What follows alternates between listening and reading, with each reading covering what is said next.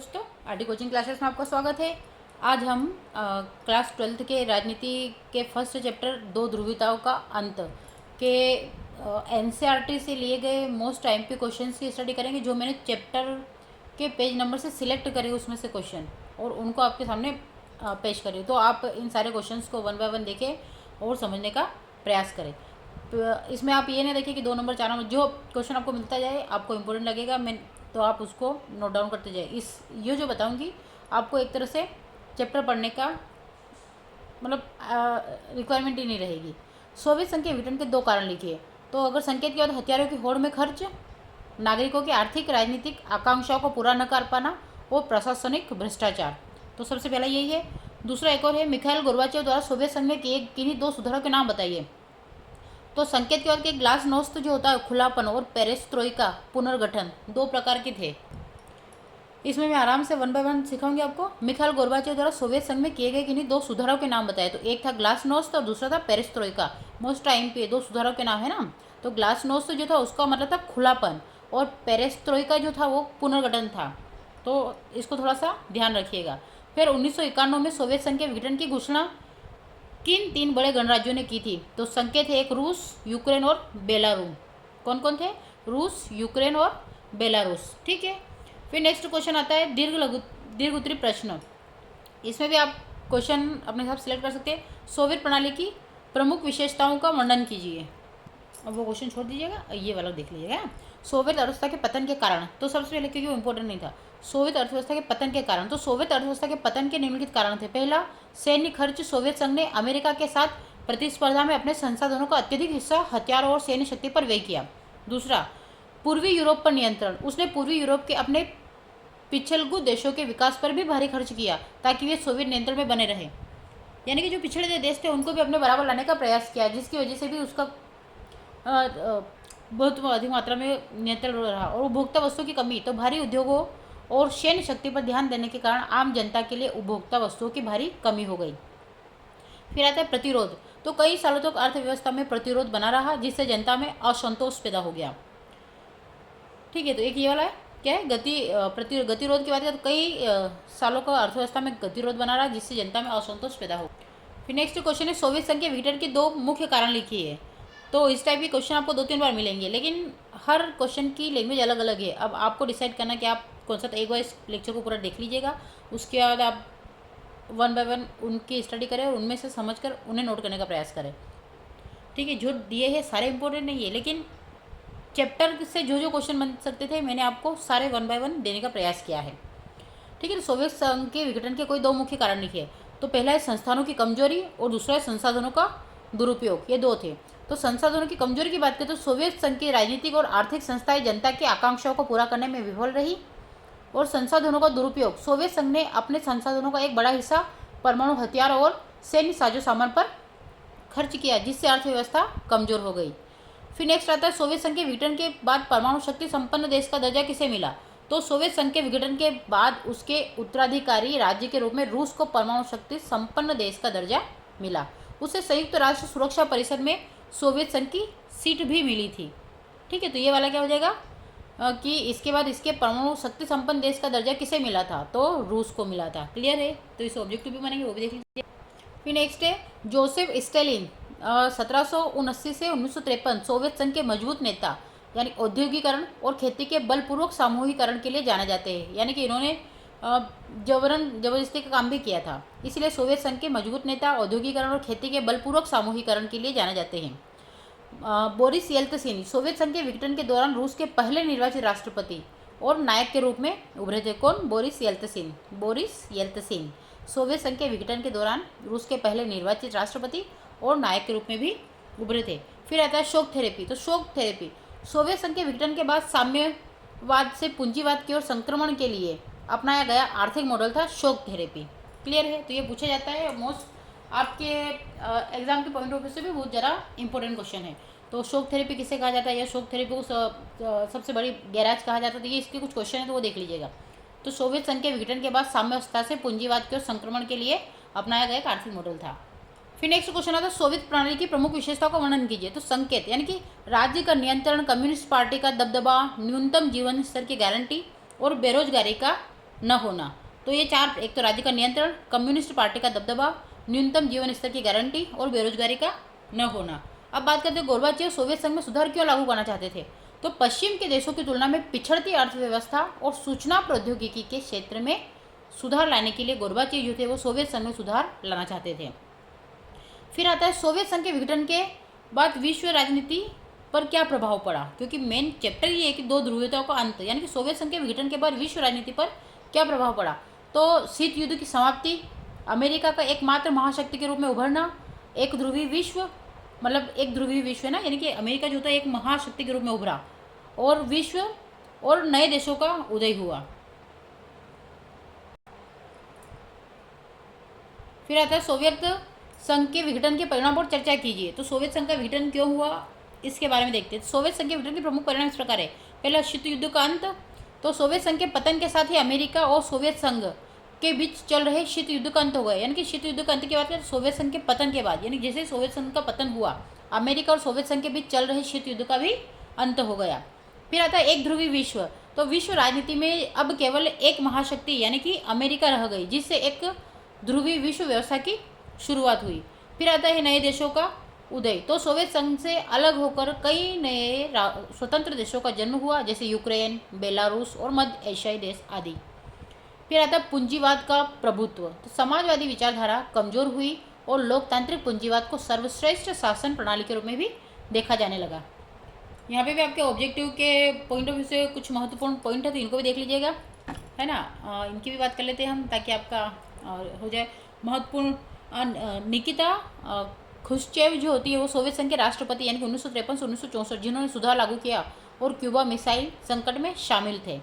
फिर आता है CIS, सोवियत संघ के विघटन के बाद स्वतंत्र राज्यों के राष्ट्रकुल, ठीक है। तो इन्हीं को हम क्या बोलते हैं, कॉमनवेल्थ ऑफ इंडिपेंडेंट स्टेट्स का गठन हुआ। तो CIS का फुल फॉर्म है कॉमनवेल्थ ऑफ इंडिपेंडेंट स्टेट, यानी सोवियत संघ के विघटन के बाद ही स्वतंत्र राष्ट्रों के रूप में राष्ट्रकूट।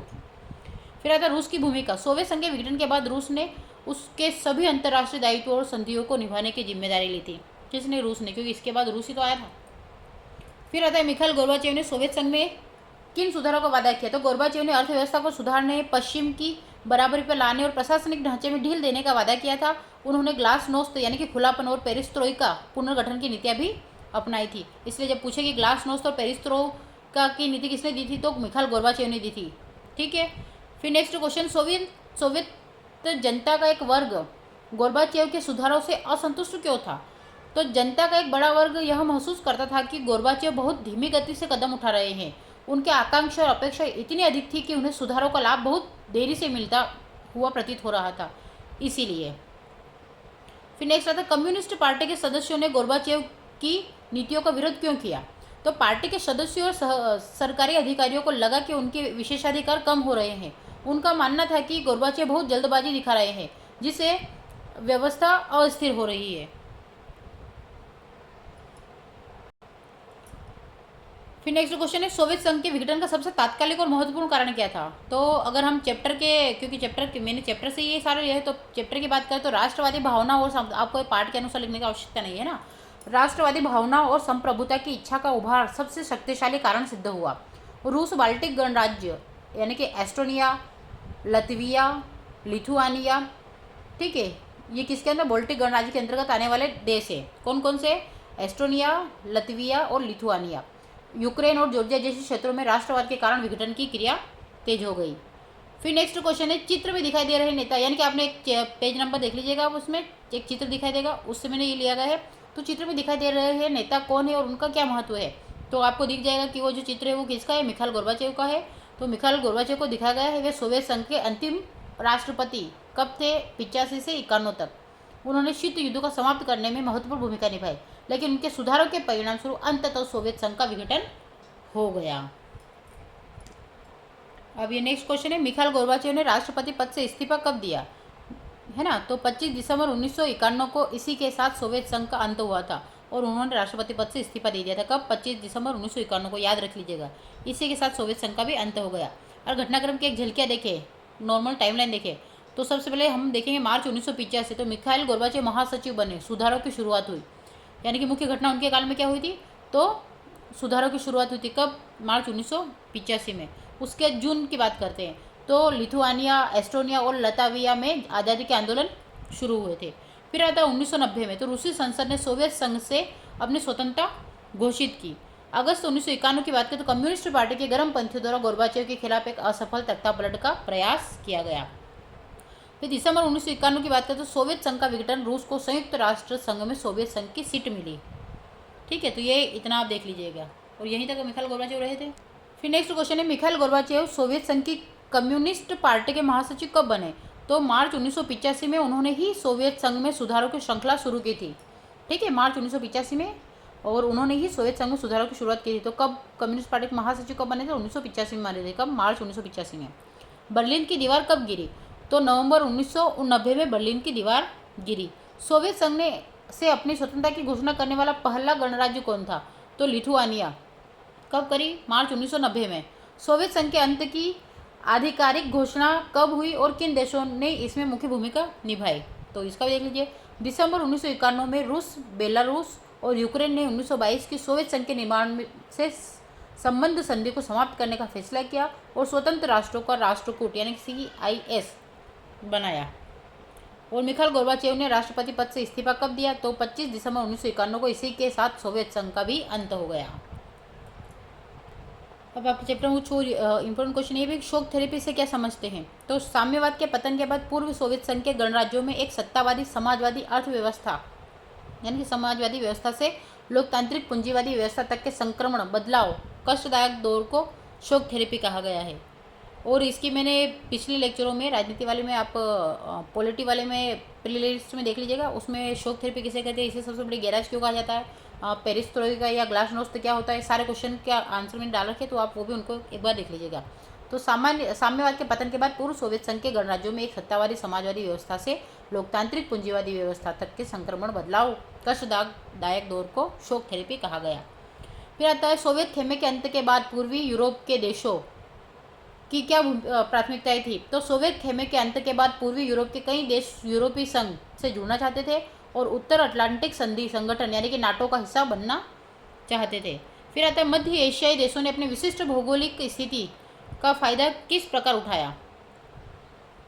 है ना, किस प्रकार उठाया? तो मध्य एशियाई देशों ने अपनी स्थिति का लाभ उठाते हुए रूस के साथ अपने संबंध जारी रखे और साथ ही अमेरिका, चीन तथा अन्य पश्चिमी देशों के साथ भी नए संबंध बनाए रखे।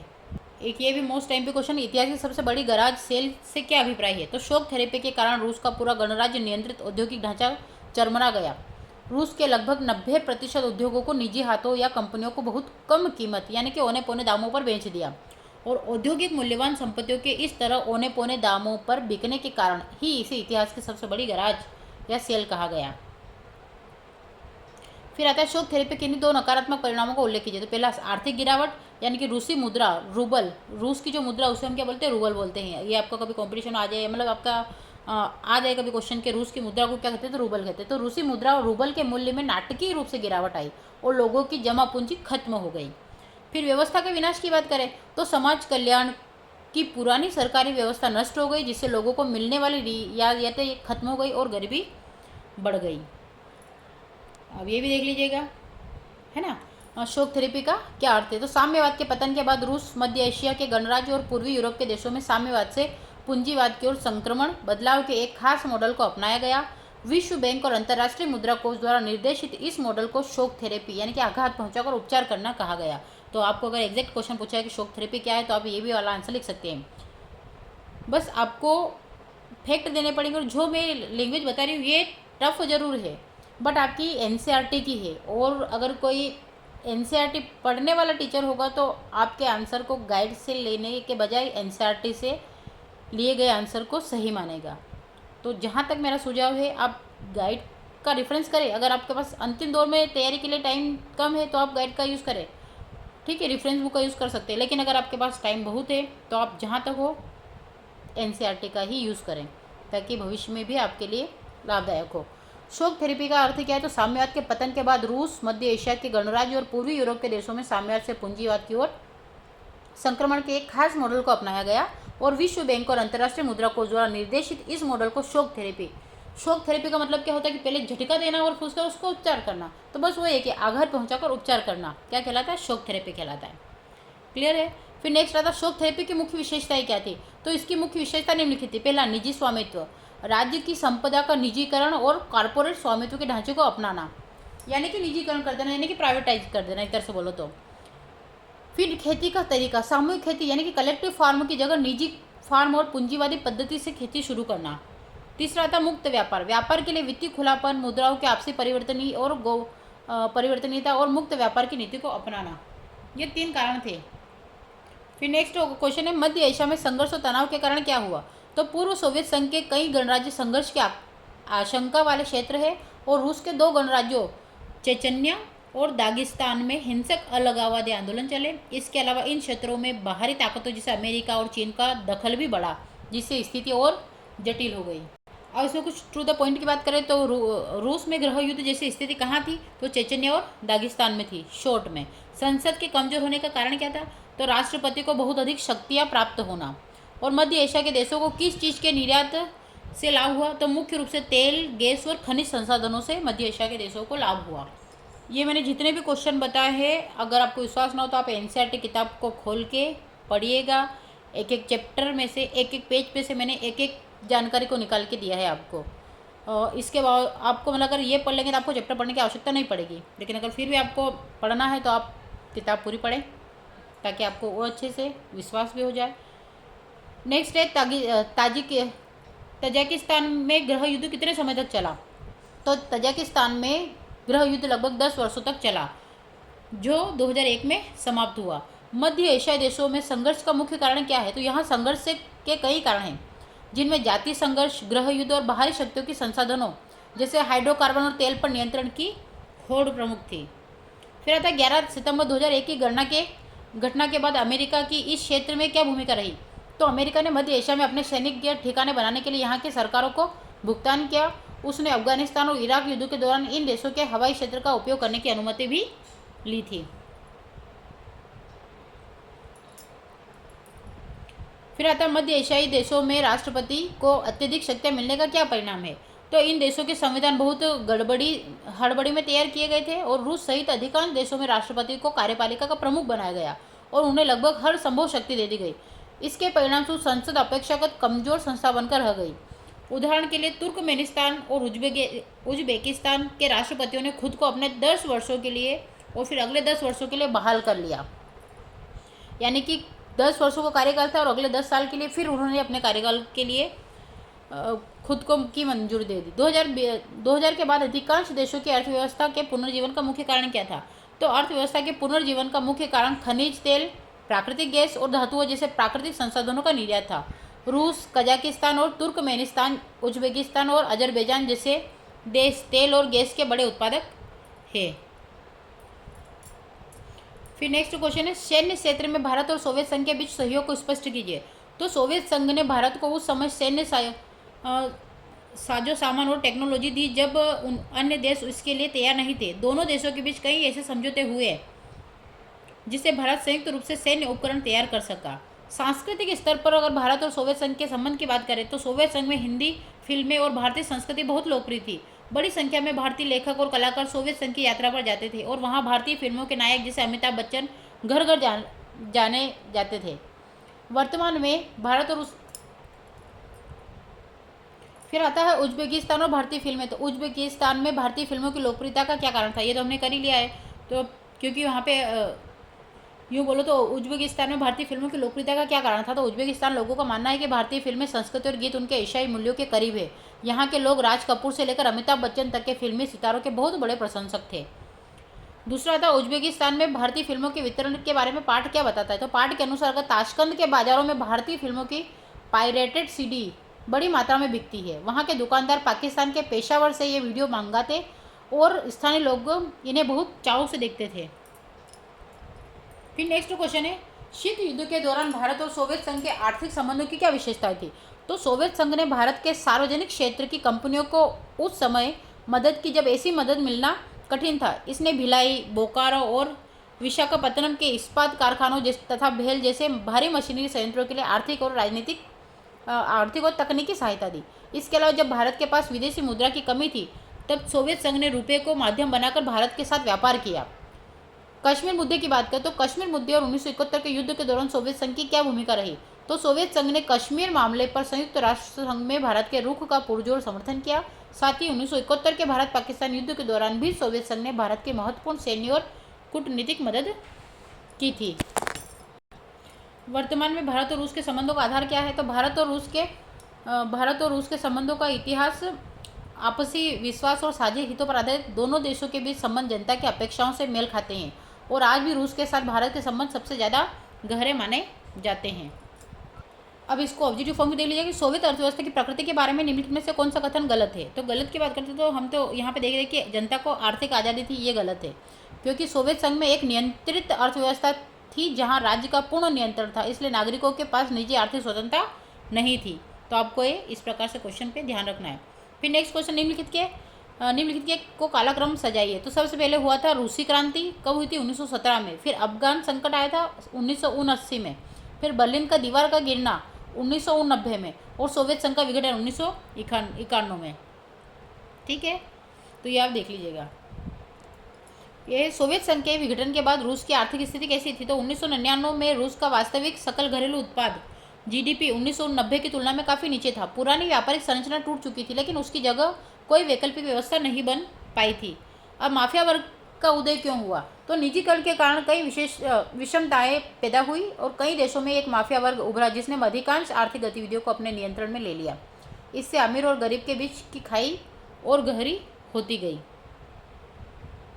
और ये तो मैंने आपको बता ही दिया था, एक बार देख लीजिए मध्य एशियाई देशों में राष्ट्रपति को अत्यधिक शक्तियाँ मिलने का क्या परिणाम हुआ? तो ये बता ही दिया मैंने वैसे कि इन देशों के संविधान बहुत गड़बड़ी में तैयार किए गए, हड़बड़ी में तैयार किए गए और रूस सहित अधिकांश देशों में राष्ट्रपति को कार्यपालिका का प्रमुख बनाया गया और उन्हें लगभग हर संभव शक्ति दे दी गई। इसके परिणाम अपेक्षा कमजोर संस्था बनकर रह गई और उदाहरण के लिए तुर्कमेनिस्तान और उज्बेकिस्तान के राष्ट्रपतियों ने खुद को पहले 10 वर्षों के लिए और फिर अगले 10 वर्षों के लिए खुद को ही बहाल कर लिया कि हम ही आने वाले समय में भी राष्ट्रपति बन के रहेंगे। तो ये है आपका पूरा दो ध्रुवीताओं का अंत का शॉर्ट में चैप्टर था। अब इसके आगे अगर आपको और जानकारी है तो आप एक बार चैप्टर पढ़ लीजिएगा। बाकी मैंने 1 बाय 1 एक एक पेज की स्टडी करके आपके लिए पूरा मटेरियल तैयार किया है।